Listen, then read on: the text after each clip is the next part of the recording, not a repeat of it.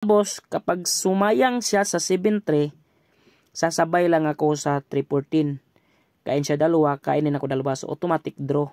Siguro naghahanap pa siya ng panalo, tumira ng 9-5. So, dyan, medyo naipit na siya sa posisyon. Sayang. Ang tablahan sana dyan mga boss ay 7-3 kanina. Pakain lang ako mga boss, ganyan no. So, naipit na siya sa posisyon. Okay mga boss, share ko lang itong naging laban namin ni Idol Master Vince Visira na taga Cabadbaran City.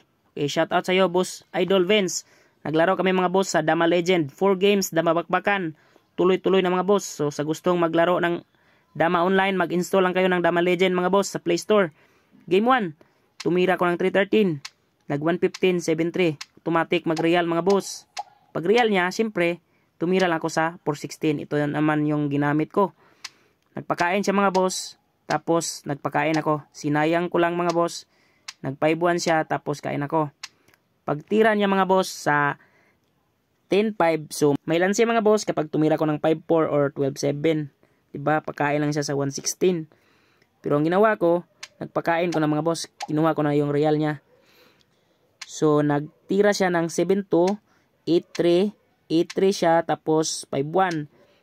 Pagtira niya mga boss sa 313, napaisip ako mga boss kasi bawal akong mag 9-5 kasi may sacrifice siya 13-16 sabay 116, dadama siya sa 9. Kaya ang ginawa ko, tumira lang ako sa 314. Nag 5-4 siya mga boss, tapos 12-7. Tumira siya mga boss ng 11-7. So dito mga boss, ang ginawa ko, nag 9-5. So hindi ko alam mga boss, so lanse na pala ito mga boss, yan no. Kahit nag 13-16 sa mga boss, tapos 2-15, lansin na agad. Pero nag-sacrifice pa siya dito mga boss, oh. Magaling talaga, so malalim yung tirada niya mga boss. Tapos ganyan, no. Pagdama niya sa 9 mga boss, pag iwas ko, pinakain lang dama, tapos ganyan. So agad akong nag-resign. So talo tayo agad sa game 1. So magaling talaga. Hindi ko in-expect yung tirada niya mga boss. So talo talaga tayo sa game 1. Game 2 mga boss, tumira siya ng 115, nag 313 lang ako. Ganyan. Tapos 7-3. Pag 314 niya kain, tapos 116. Nag-cover siya 6-2, 5-1, tapos 5-1, 16-13. Pag 115 niya, 116, 10-5. Subo ako agad mga boss. Tumira siya ng 5-4, nag 11-7. So, dito nagkamali na naman ako mga boss. Kasi narealan niya ako mga boss. Oh, ganyan. So, nagkamali ako mga boss.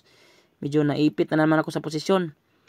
Tumira ako ng 9-5. Ganyan, nalansi na naman ako mga boss. Ganyan, no. Kain sa dalawa, pagkain.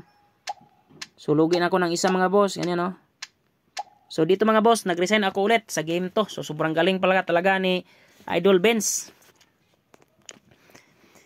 Game 3 mga boss. Tumira ko ng 313. 115 siya, tapos 215. Pag 5-1 niya mga boss, 7-3 lang, 2-14, sabay 11-7, kain dalawa. Tapos kain siya. Nasubo lang ako mga boss, tapos nag 10-5 kasi may lanse. Kapag mag 10-6 or 9-5, may 116. So nakita natin yun mga boss kasi simpleng lances lang po yan. Kaya nagpakain lang ako, tapos inatrasan ko lang mga boss. So ganyan yung mga sikreto kapag may mga lances, i-break nyo kaagad mga boss. Para makamani-uber mga boss. Nagpakain lang ako, ganyan. Pagtira niya sa 6-2 mga boss, nag-real ako, ganyan. So, okay yung posisyon ko. Medyo advantage ng konti. Pagtira niya mga boss sa 11-6, 5-1 lang ako, tapos 5-1 siya. Tumira ako sa 8-3, 115, tapos 12-8. Dito mga boss, kapag sumayang siya sa 7-3, sasabay lang ako sa 3-14. Kain siya dalawa, kainin ako dalawa. So, automatic draw. Pero, ang ginawa niya mga boss, siguro naghahanap pa siya ng panalo, tumira ng 9-5. So, dyan, medyo naipit na siya sa posisyon. Sayang. Ang tablahan sana dyan mga boss ay 7-3 kanina. Pakain lang ako mga boss, ganyan no. So, naipit na siya sa posisyon. Nakuha ko yung 2-14. So, ganito yung endgame mga boss.